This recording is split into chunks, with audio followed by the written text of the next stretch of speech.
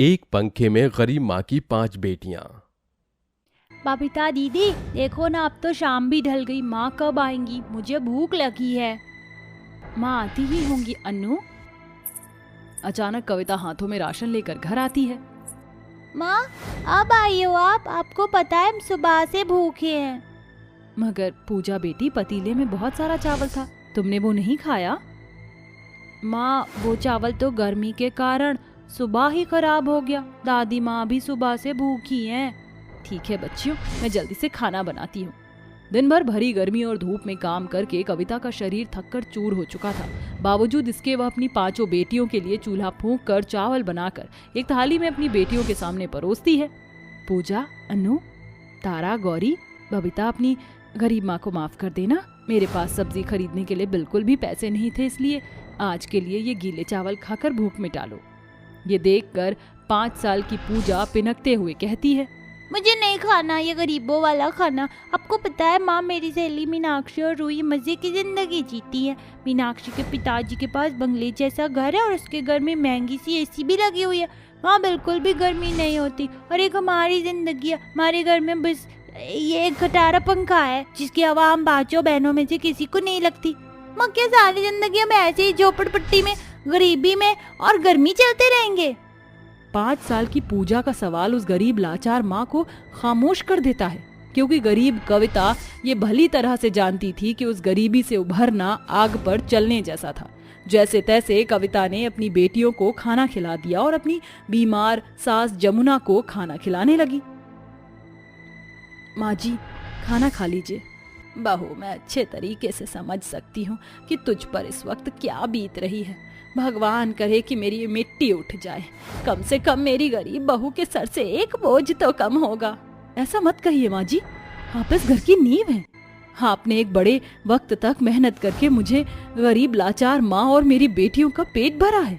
अब बहू होने के नाते आपकी सेवा करना मेरा धर्म है। कविता के बुरे हालात उसके पुराने से घर में छाई गरीबी को साफ दर्शा रहे थे। जहाँ मिट्टी का चूल्हा, कुछ कपड़े और छत पर एक सालों पुराना पंखा टंगा था, इन्हीं के साथ गरीब लाचार माँ अपनी बेटियों के साथ गुजर बसर कर रही थी। ऐसे ही दिन बीतते गए और गुजरते दिनों के साथ अब और भी ज्यादा गर्मियां होने लगी, जिससे उस गरीब का घर आग के जैसे गर्मियों से जूझने लगा। उस दिन कविता अपनी 5 बेटियों को तैयार करके खाना बना देती है। अनु, पूजा, गौरी, तारा, बबीता, चलो मेरी बेटियों, तुम्हें स्कूल छोड़कर काम पर चली जाऊंगी मैं। अपनी 5 बेटियों को स्कूल छोड़कर कविता काम पर आती है। क्या बात है जिग्नेश भाई, आज भट्टी इतनी खाली क्यों है? कविता बहन, इस ईंट की भट्टी को किसी बड़े साहब ने खरीद लिया है। अब इस जगह पर कोई होटल बनेगा, भट्टी बंद हो गई। एक ही झटके में कविता बेरोजगार हो जाती है। ऐसे में उस मजबूर माँ के सामने अब ये समस्या खड़ी होती है कि बिना किसी काम के वो अपनी 5 बेटियों का पेट कैसे भरेगी। वहीं दोपहर 5 स्कूल से घर आती हैं। बबीता दीदी, जल्दी से हमें खाना दे दो, बहुत भूख लगी है। हाँ ठीक, हाँ तुम बैठो। बबीता जैसे ही खाने का बर्तन हटाती है, पूरा घर खाने से उठ रहे सड़न की बदबू से भर जाता है। अरे ये इतनी गंदी बदबू कहाँ से आ रही है? तारा, माँ ने जो खाना बनाया था वो गर्मी से खराब हो गया है। तो क्या अब हम 5 बहन आज फिर भूखी रहेंगी? पूजा ऐसा कह रही होती है कि तभी उसकी गरीब माँ गर्मी और पसीने से तर हुई घर में आती है। कविता का परेशान चेहरा देखकर उसकी बड़ी बेटी बबीता कहती है, क्या बात है माँ, आज आप इतनी जल्दी घर चली आई? वो बबीता बेटी, आज मेरी तबीयत ठीक नहीं थी और गर्मी भी बहुत ज्यादा है, बस इसीलिए चली आई। माँ, आपको अपनी गर्मी की पड़ी है। अरे आपको क्या पता हम 5 बहनें एक खटारे पंखे में किस तरह इस गर्मी में गुजारा करती हैं। सारा दिन इस पंखे के चलने के बावजूद भी आपकी 5 बेटियों के शरीर से पसीना बहता रहता है। अरे कैसी माँ हो आप, जो हमारे लिए एक दूसरा पंखा भी नहीं ला सकती। रहने दे गौरी, हम चाहे इस गर्मी में मारी क्यों ना जाए, हमारी माँ को तो बस कंजूसी करनी है। धिक्कार है इन जैसी माँ पर। अपनी बेटियों का दिया गया ताना उस ममताई माँ के ज़मीर पर सवाल खड़ा कर देता है, जिससे उसकी आंखें डबडबा जाती हैं। मगर खुद को संभालते हुए कविता कहती है, मेरी बेटियों, अपनी गरीब माँ को थोड़ा सा वक्त दो, मैं तुम्हारे लिए दूसरा पंखा जरूर लेकर आऊंगी। कविता के दिए गए वादे से उसकी बेटियों के मन में नए पंखे की आशा बंध जाती है। कविता को सारी रात यही चिंता खाए जा रही थी कि आखिर वो अपनी बेटियों के लिए नए पंखे की ख्वाहिश को कैसे पूरी करे। उसे तो बस सुबह होने का इंतजार था। अगली सुबह कविता नंगे पांव काम ढूंढने निकल जाती है।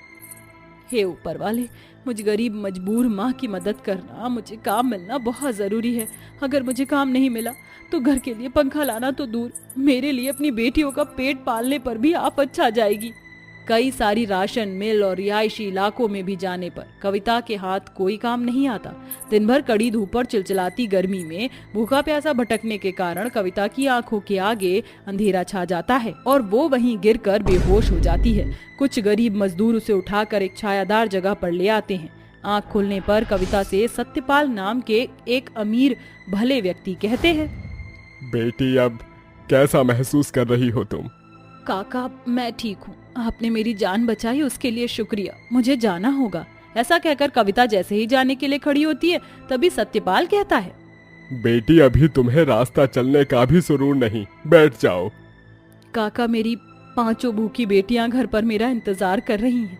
मैंने वादा किया था कि मैं उनके लिए जल्दी से जल्दी नया पंखा लाकर दूंगी, मगर इस वक्त मेरे पास कोई काम नहीं। बेटी, मैं तुम्हें काम दूंगा। देखो, यहाँ मलबे का काम चल रहा है, तुम चाहो तो यहाँ काम कर सकती हो। मलबा ढोने के काम से कविता को आशा की नई किरण दिखाई देती है और उसी पल से वो गरीब माँ मलबा ढोने लगती है। उसकी आंखों के आगे बस किसी भी तरह अपनी बेटियों के लिए पंखा खरीदने की होड़ छाई हुई थी। फिर चाहे उसे कड़ी धूप और गर्मी में कितनी ही मेहनत क्यों ना करनी पड़े। उस लाचार माँ की लगन और तपती धूप में की गई तपस्या देखकर सत्यपाल उसे पैसे देते हुए कहता है, ये लो बेटी, तुम्हारी आज की पगार और ये 1 हफ्ते का एडवांस। इसे आज ही तुम अपनी 5 बेटियों के लिए पंखा ले आना। बहुत बहुत शुक्रिया काका, आप नहीं जानते, मुझ पर विश्वास करके ये पैसे दिए, आपका शुक्रिया। मैं चलती हूँ। इसके बाद कविता सीधे पंखे की दुकान पर जाकर एक हवादार पंखा खरीद कर घर आती है और उसे दूसरे में लगवा देती है। साथ ही पुराने वाले पंखे का भी एयर कंडीशनर बदलवा देती है, जिसके बाद दोनों पंखे तूफान की तरह चलने लगते हैं, जिससे उसकी बेटियों की खुशी का तो ठिकाना ही नहीं रहा। ये पंखा कितनी ठंडी ठंडी हवा कर रहा है। हाँ पूजा, अब हम 5 गरीब बहनों को गर्मी में नहीं सोना पड़ेगा। आज तो हमें इन पंखों की हवा में सुकून भरी नींद सोने को मिलेगी। जहाँ एक तरफ एक और पंखे के आ जाने से कविता की 5 बेटियों की गर्मी सुकून भरी बीतने लगी, वहीं कविता हर दिन चिलचिलाती हुई कड़ी धूप और गर्मी में मलबा ढोती ताकि अपनी बेटियों का पेट भर सके। धीरे धीरे सारा दिन भूखे प्यासे रहने के कारण कविता का शरीर गलने लगा, जिससे बबीता का मन इस बात में घुलने लगा कि ऐसा क्या किया जाए कि घर का चूल्हा भी जल सके और कविता को कड़ी धूप में मलबा ढोने या भरी गर्मी में ईंट ढोने जैसा कठिन काम न करना पड़े। माँ, मैं सोच रही हूँ कि अब से मैं भी आपके साथ काम पर चलूंगी। आप हमारा पेट भरने के लिए खुद भूखी प्यासी रहकर काम करती हो और अपना बिल्कुल ख्याल नहीं रखती। बबीता बेटी, मेहनत नहीं करूंगी तो तुम 5 का पेट कैसे भरूंगी और तुम्हारी जरूरत कैसे पूरी करूंगी? माँ, मैं आपके साथ काम करूंगी बस। बबीता के बार बार कहने पर कविता उसे मलबा ढोने के काम पर लाती है। अब कविता के पैसे से घर का दाना पानी चल जाता और बबीता अपनी कमाई को बचाकर कुछ ही महीनों बाद अपनी माँ के लिए एक परचून की दुकान खोल देती है ताकि अपनी गरीब माँ को गर्मी झेलने से बचा सके। माँ, अब आपको मलबा ढोने या भरी गर्मी में भट्टी की आग में झुलसकर ईंट नहीं ढोना पड़ेगा। अब आप परचून की दुकान चलाइए। इसमें आपको खून पसीना नहीं बहाना पड़ेगा, बल्कि आप छांव में बैठकर काम करेंगी। अपनी बेटी बबीता को खुद के लिए स्नेह भरी सोच से भरा देखकर उस गरीब माँ का दिल खुशी से भर जाता है, जिसके बाद कविता अपनी परचून की दुकान चलाकर अपनी 5 बेटियों की परवरिश करती है। बहुओं, इस कलश को गिराकर गृह प्रवेश करके अंदर आ जाओ। जी माँ जी। काव्या बहू, आराध्या बहू, तुम दोनों बहुत थक गई होगी। तुम्हारा कमरा तैयार है, जाकर आराम कर लो। माँ जी, हमें भी हमारा कमरा बता दीजिए। हाँ, चलो मेरे साथ। तीनों बहुएं अपना बक्सा उठाकर चलने लगती हैं। ये रहा तुम तीनों का कमरा।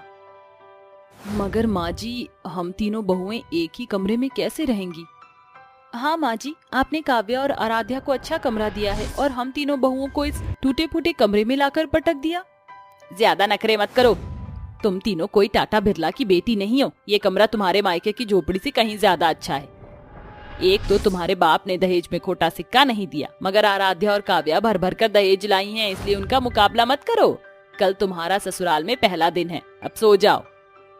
लीला अपनी तीनों बहुओं को उनकी गरीबी के लिए भर भर कर तीखे ताने देकर चली जाती है, जिससे तीनों की आंखों में आंसू भर आते हैं और रूबी रोते हुए कहती है, इसीलिए कि हम गरीब हैं, माँ जी ने हमारी गरीबी की हंसी उड़ाई और हम सुनने के सिवा कुछ ना कर सके। रूबी चुप हो जा, चलो अब सो जाओ, कल हमारा ससुराल में पहला दिन है। लीलावती स्वभाव से बहुत ही कंजूस और लालची किस्म की थी, इसलिए जब पंडित घर जोड़े राम ने उसे काव्या और आराध्या का रिश्ता बताया तो लीला की नजर उनकी काले रंग के बावजूद उनकी अमीरी और ठाट बाट पर गड़ गई और वो उन्हें बहू बनाने के लिए मान गई।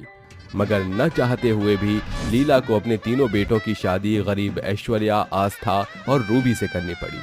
सुबह के 4 बज रहे थे, तभी लीलावती जोर जोर से अपनी गरीब बहुओं के कमरे का दरवाजा पीटती है। इतनी सुबह सुबह कौन अलार्म की तरह दरवाजा बजा रहा है?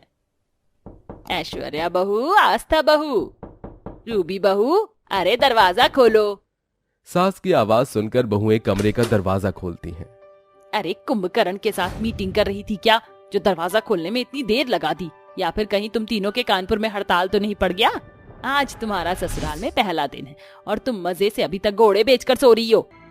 मगर माँ जी अभी तो रात के 4 बज रही हैं। अरे अभी से साफ सफाई शुरू करोगी तब काम खत्म होगा। शादी ब्याह के कारण पूरा घर फैला हुआ है। रूबी बहू तू जाकर बर्तन मांज और ऐश्वर्या बहू तू घर बाहर कर आंगन अच्छे से लीप देना और तू आस्था बहू मंदिर साफ कर देना। जी माँ जी। लीला तीनों बहुओं को ससुराल का काम बांट रही थी, तभी काव्या और आराध्या भी वहां आ जाती है। माँ जी हमें भी काम बता दीजिए। काव्या बहू, आराध्या बहू, तुम दोनों को काम करने की क्या जरूरत है, जाओ जाकर आराम करो।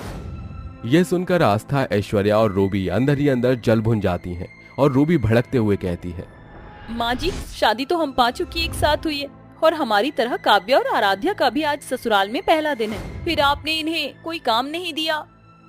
रूबी बहू तू अपने काम से काम रख, समझी ना, ज्यादा बड़बोली बनने की कोशिश ना कर। ये कहकर सास वहां से चली जाती है और तीनों गोरी घमंडी बहुएं गुस्से से तिल मिलाकर काव्या और आराध्या को अकेला पाकर उन्हें कालेपन का ताना कसती हैं। देख लो ऐश्वर्या, रूबी, इन काली कलूटी की तो ठाठ है। पता नहीं इन जली उपली ने सासू माँ को कौन सी घुट्टी घोलकर पिलाती है, जो सासू माँ ने इन दोनों को सर आंखों पर बिठा रखा है। पैसा बोलता है मेरी जान, ये सारा खेल पैसे का है। तुम दोनों के मन में हम दोनों के लिए इतनी कड़वाहट क्यों भरी हुई है? क्योंकि तुम दोनों काली कलूटी बहुओं के आगे सासू माँ को हमारी कदर ही नहीं है।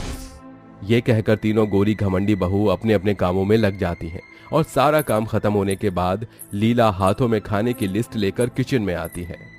माँ जी ये लिस्ट किस चीज की है? ये खाने की लिस्ट है जो आज तुम्हें अपने ससुराल के पहले दिन की रसोई में बनाना है। शाही पनीर, छोले, पूरी, राजमा, पुलाव, गुलाब जामुन, गाजर का हलवा, सोयाबीन चाप, मिक्स वेज, तंदूरी रोटी। माँ जी क्या हमें अपने ससुराल के पहले दिन की पहली रसोई में इतना सब कुछ बनाना पड़ेगा? अरे तुम तीनों तो ऐसे कह रही हो जैसे मैंने तुम्हें हिमालय का पहाड़ तोड़ने को कह दिया। मगर माँ जी हम तीनों इतना सब कुछ कैसे बनाएंगी? पहली रसोई तो हम पांचों बहुओं की होनी चाहिए। अरे तुम तीनों को बहू बनाकर क्या मैं झक मारने के लिए लेकर आई हूँ, जो तुम्हारे रहते आराध्या बहू और काव्या बहू को किचन में करछी चमचा चलाना पड़े? चलो अब शुरू हो जाओ। तीनों बहू गुस्से में बुदबुदाती हुई किचन में आकर पहले रसोई में खाना बनाती हैं। कुछ देर बाद, इतनी देर हो गई मगर हम तीनों ने अभी तक अपनी पहली रसोई में कुछ भी नहीं बनाया है। मैं पिछले 2 घंटे से हलवा बनाने की कोशिश कर रही हूँ मगर हर बार ये हलवा पानी की तरह पतला हो जा रहा है। और मुझे तो पता ही नहीं कि छोले और राजमा में कौन कौन से मसाले डालते। हम तीनों को माँ की बात मानकर खाना बनाना सीख लेना चाहिए था, मगर हम तीनों को अपने अमीर ससुराल को लेकर ख्याली पुलाव पकाते रह गए। अगर हमने पहली रसोई की रस्म अच्छे से नहीं पूरी की तो आज ससुराल के पहले दिन ही सासू माँ हमारी रिमांड लगा देंगी। अचानक आराध्या और काव्या किचन में आती हैं और तीनों का परेशान चेहरा देखकर पूछती हैं, क्या बात है, तुम सब परेशान क्यों हो? तुम काली कलूटी क्या कहीं की प्राइम मिनिस्टर हो जो हमारी परेशानी हल कर दोगी? देखो हम जानती हैं तुम तीनों को खाना बनाना नहीं आता, चलो हम तुम्हारी हेल्प करते हैं। इसके बाद आराध्या और काव्या बहू अपनी सास के मना करने के बावजूद भी ससुराल के पहले दिन में होने वाली पहली रसोई की रस्म में खुशी से भरकर खाना बनाती हैं। इतने में लीलावती भी मंदिर से लौट आती है। तभी आराध्या और काव्या खाना लेकर बाहर जाने लगती हैं। तभी रूबी और आस्था खिसियाई आंखों से देखते हुए उनका हाथ खींचते हुए कहती हैं। तुम दोनों ब्लैक ब्यूटी ज्यादा तेज बनने की कोशिश मत करो। ये सारा खाना तुम मेज पर परोस कर माँ जी के सामने अपने नंबर बढ़ाना चाहती हो। लाओ ये खाना हमें दो और मुंह खोलने की कोशिश मत करना। तीनों गोरी घमंडी बहुएं खाना परोसती हैं और तभी खाने का पहला निवाला लीला खुद से पहले अपनी दोनों काली बहू को खिलाती है। ये लो मेरी प्यारी बहू, आज तुम्हारा ससुराल में पहला दिन है। पुरखे पुरनिये कहते थे कि ससुराल के पहले दिन से ही सास बहू के बीच जो शुरुआत होती है वो जीवन भर बनी रहती है। इसीलिए मैं चाहती हूँ कि मेरा रिश्ता मेरी दोनों प्यारी बहुओं के साथ जिंदगी भर खुशियों भरा बीते। ये कहकर लीला अपनी काली बहू को खाने का कौर खिलाती है, जिससे तीनों बहुएं चिढ़ जाती हैं। अरे वाह रूबी, तुमने खाना तो बहुत लाजवाब बनाया है। थैंक यू रणवीर, एटलीस्ट तुमने तो हमारी तारीफ की, वरना माँ जी को तो अपनी काली बहुओं से ही फुर्सत नहीं। रूबी बहू, अपनी जुबान को काबू में रख, समझी ना? तुम तीनों की औकात तो मेरी दोनों अमीर बहुओं के धूल बराबर भी नहीं। मेरे बेटे के कारण तुम तीनों इस खानदान की बहू बन गई, वरना तुम जैसों को मैं इस घर की नौकरानी भी नहीं बनाती। आखिर किस बात का घमंड है तुम्हें? ना घराने से ऊंची हो और ना हरकतें अच्छी हैं। ससुराल के पहले ही दिन अपनी सास की जली कटी बातें सुनकर तीनों पिनकते हुए अपने अपने कमरे में चली जाती हैं और लीला अपनी गोरी घमंडी बहुओं को सारा दिन किसी न किसी कामों में उलझाई रहती, जिसके गुस्से का गुबार वो तीनों काव्या और आराध्या पर फोड़ती हैं। देखते ही देखते शाम ढल जाती है। लीला अपनी 5 बहू को अपने पास बुलाती है। आज शाम को तुम पांचों की मुंह दिखाइए, इसे पहनकर तैयार हो जाना। लीला अपनी गरीब गोरी बहू को हल्की सी साड़ी और काली अमीर बहू को महंगा सा लहंगा देती है। 5 बहुएं सज धज कर मुंह दिखाई में आकर बैठ जाती हैं। सभी औरतें एक एक करके बहुओं को उपहार देती हैं। तभी लीला अपनी अमीर बहू को 9 लखा हार तो वहीं गरीब बहू को सस्ता तोहफा देती है, जिस पर बहुएं बौखला कर बोलती हैं। बस बहुत हुआ माँ जी, आपने तो हद ही कर दी। इसलिए कि ये दोनों काली कलूटी अमीर हैं, आप सबको जिन्हें दे रही हैं, और हम इतनी गोरी और सुंदर हैं, फिर भी आप हमारे साथ फर्क कर रही हैं। सासू जी, आपने हमारी कदर जानी ही नहीं। ऐश्वर्या, ये सब तुम्हारा भी हो सकता है, मगर फर्क सिर्फ सोच का है। तीनों गरीब होकर भी इतनी घमंडी हो और हम अमीर होकर भी परिवार को लेकर चलने की सोच रखती हैं। मगर गलती तुम तीनों की भी नहीं है, क्योंकि माँ जी जब लड़की शादी करके ससुराल जाती है तो वो हजारों सपने लेकर अपने साथ आती है। आप उन्हें समझ नहीं सकी। ये सुनकर लीला की आंखों पर पड़े लालच का पर्दा हट जाता है। आराध्या बहू बिल्कुल ठीक कह रही है, तुम तीनों मुझे माफ कर दो बहुओं। गलती तो हमसे भी हुई है, काव्य और आराध्या हमें भी माफ कर दो। तुम दोनों बहुत ही अच्छी हो, हमें तुमसे और तुम्हारी अमीरी से चिढ़ना नहीं चाहिए था। इसके बाद काली और गोरी बहुएं एक दूसरे के गले लग जाती हैं। इस तरह 5 बहुओं के ससुराल का पहला दिन कुछ खट्टे तो कुछ मीठे एहसासों से भरा हुआ बीतता है।